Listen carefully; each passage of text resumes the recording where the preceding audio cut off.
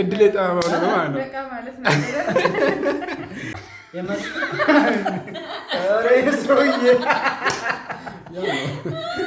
አንተ በፈለከው መንገድ መውሰድ ትችላለህ። ሰላሙ አለይኩም ወራህመቱላሂ ወበረካቱ። አለይኩም ሰላም ወበረካቱ። እሺ ዛሬ ከማን ጋር ነኝ? ከአሁንና ከማሊ ጋር። እሺ የዛሬ እንግዶቼ እንግዲህ ያው ልጅ አህሙና ማህሌ ናቸው። እንኳን በሰላም መጣችሁ። እንኳን ደህና ቆየ። አንድ የተወሰነ አጠራጠር አድርጌ ጥያቄና መልስ ተዘጋጅቶላችኋል። ያችን ጥያቄ ሳትዋሹ ነው መልሱልኝና መዋሸት ይቻላል? አይቻልም አይደል? ያው የቻላችሁትን ትመልሳላችሁ።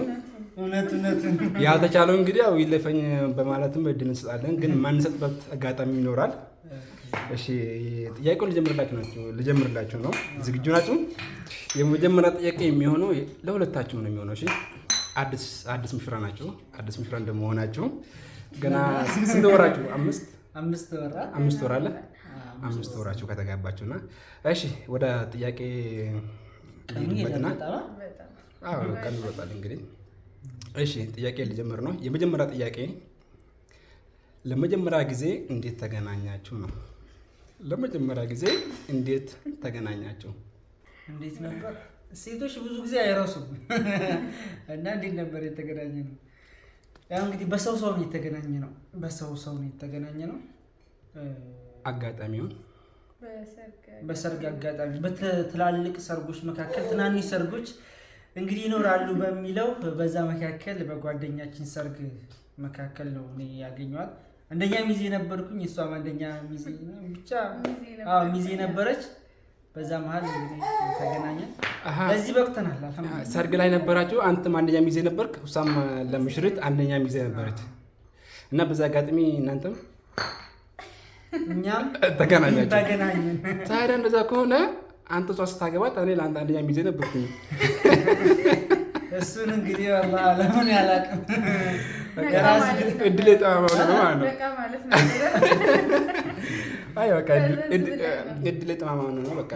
እሺ ወደሚቀጥለው ጥያቄ አልፍላችኋለሁና፣ እሺ ከመካከላችሁ የመጀመሪያውን እርምጃ ማን ወሰደው? እንዴት የመጀመሪያውን እርምጃ? ጥያቄ ቀድሞ ማለቴ በቃ ያው ድፍረቱን አውጥቶ ቢሆንም ለኔኛ ካንዴኝ ሁለቴ እምቢ ብላ ተደርድራ የሴት እንትኖች ታውቃላችሁ። መጀመሪያ ላይ በቃ ትታነው ብዙ ስንት ቀን ወራት ምናምን ቆይቶ ደግሞ እንደ አዲስ ተረመዳለ ምናምን ማለት ያው መጀመሪያ ጊዜ እንግዲህ የተገናኘ ነው ሰርግ ላይ ነው አላችሁ የተገናኛችሁት። እና ያው በርግጥ እንዳያት ምን ተሰማ? ከዛ ወዲስ የመጀመሪያ እርምጃው እንዴት ወሰድክ? መጀመሪያ ላይ እንዳለችው ሂደን ነበር ለማውራት በስልክ ነው እንግዲህ አልተሳካም፣ አቁሞ ነው ነበረ። ከዛ 27ኛው ላይ ነው ያለው ወላሂ ያለት ነው ልክ አይቻት። ጓደኛዬም በቃ አይሆንም አለ እንግዲህ በደንብ ትኩረት አድርገህ ማጥበቅ አለብህ አለኝ ይሄን ጉዳይ እና በዛ ሌሊት አወራን። ከዛም በኋላ ነው የተስማማነው፣ ይበልጥ ተግባባ ነው። በቀለበት ብዙ ቆይተናል፣ በመጨረሻ ተጋብተናል። እኔ ነኝ ለማንኛውም ድፍረቱም ወጥተህ እርምጃውን የምትተራመው ጠየቅኳት እኔ ነኝ። ባጭሩ ማን ጠየቀ አትልም? እሺ ወደ ሶስተኛ ጥያቄ እንሄዳለን። የሶስተኛ ጥያቄ በእርግጥ ያው በቅርብ ጊዜ ያው ከ5 ወራት በፊት አንተም እንደኔ ላጤ ነበርክ እና ስሜቱን ታውቀዋለህ። በእርግጥ ነበርኩኝ እንዴ? ነበርክና ረሳኸው? እሺ ከላጤነት አሁን ወጥተሃል እና አራተኛ ጥያቄ በትዳር ውስጥ ያጋጠማችሁ አስገራሚ ነገር ምንድን ነው? ምን አይነት አስገራሚ ነገር?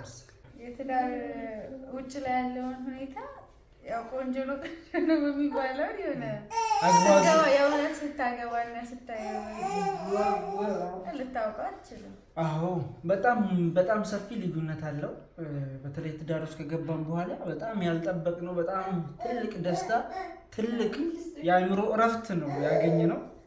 አልሐምዱሊላህ ምክንያቱም በጉጉት ነበር ስንጠብቀው የነበረው ሰርጋችን ቀን ስለቆየን ወደ 2 ዓመት ገደማ ስለቆየን ያ ነገር በይበልጥ ደግሞ ጉጉት እንዲኖርና ደስታ ፈጥሮልናል በትዳር ውስጥ።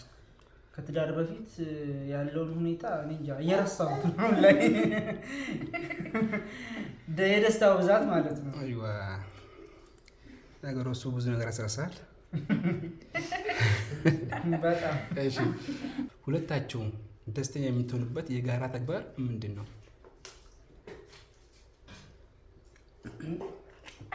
ሁለታችሁም ደስተኛ የምትሆኑበት የጋራ ተግባር ምንድን ነው? ምን ነበር?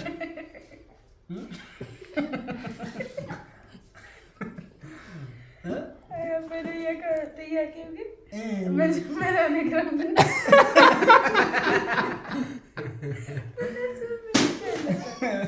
እንዴት ነው? ብዙ ነገር አሁን ያን ያህል የሚያቃርነን ነገር የለም።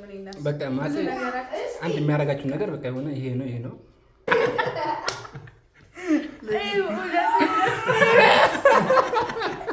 ኧረ ለእኔ እንደዚህ እንዳትለኝ እንዳትጠይቅ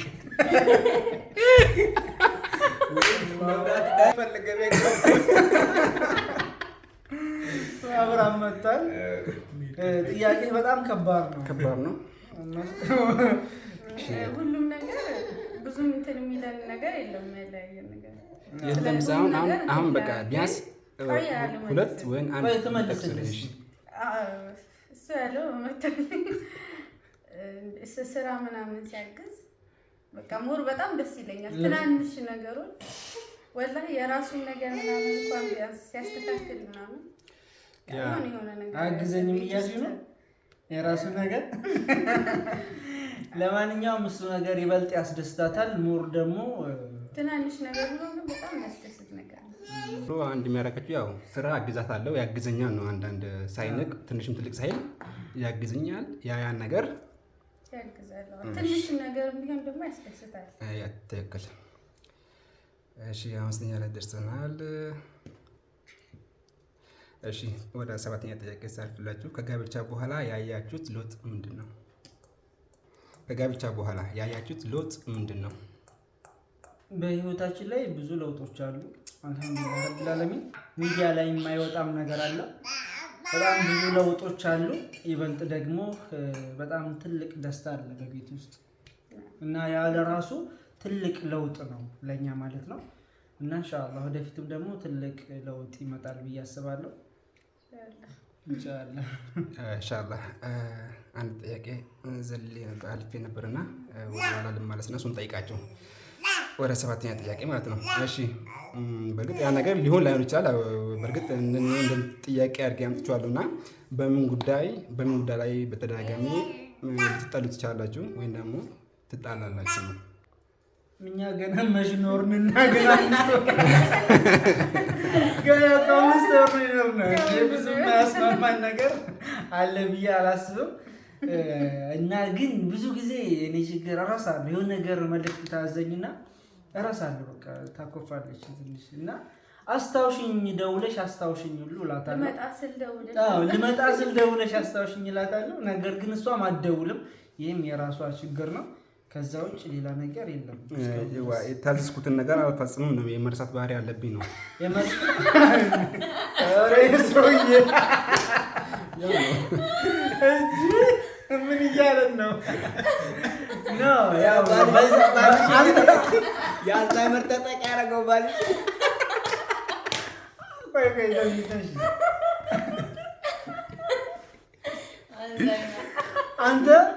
አንተ በፈለከው መንገድ መውሰድ ትችላለህ።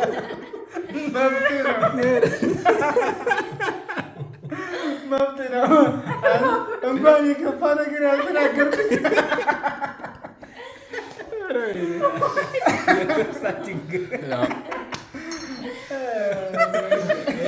እንጂ ወንዳ ይቀበሏል እናስታምም ብሎ ነው የሚቀበሉ።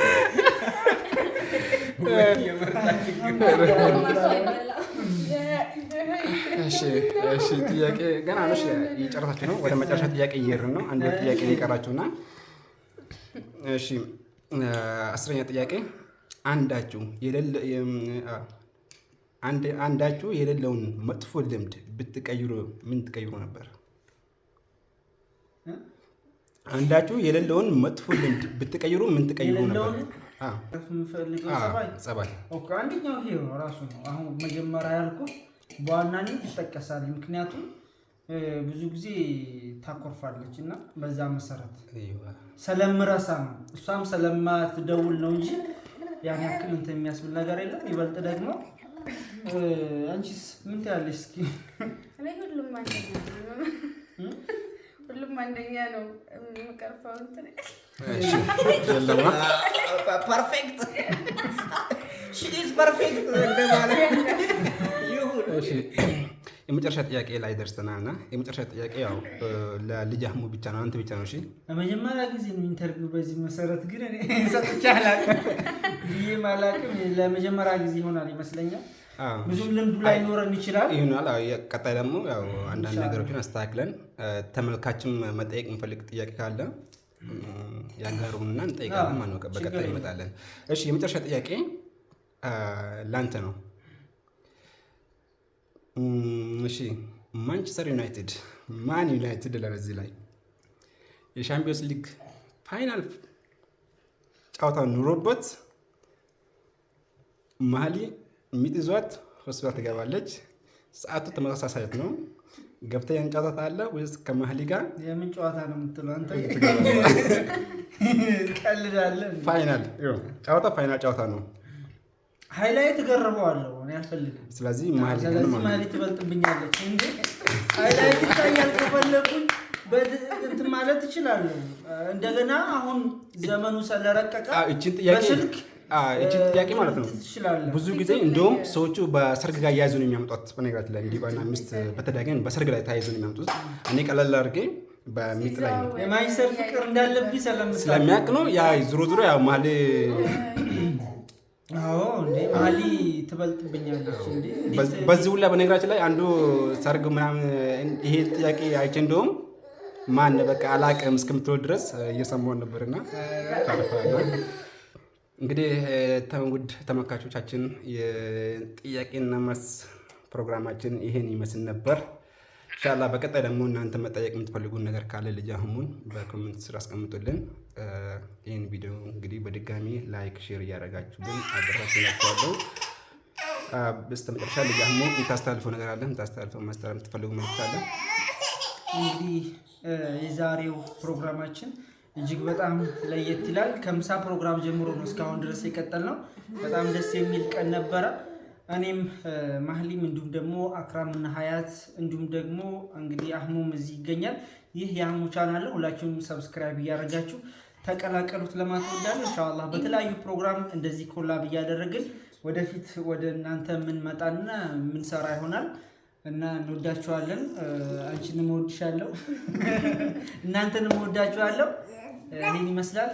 መልካም እሺ፣ እዚህ ድረስ እንግዲህ እንደብላችሁኝ አክብራችሁኝ ስለመጣችሁ እጅግ ከልብ አመሰግናለሁ። ኢንሻአላህ በሌላ ጊዜ የምንገናኝ ይሆናል። እስከዛ ደህና ሁኑልኝ።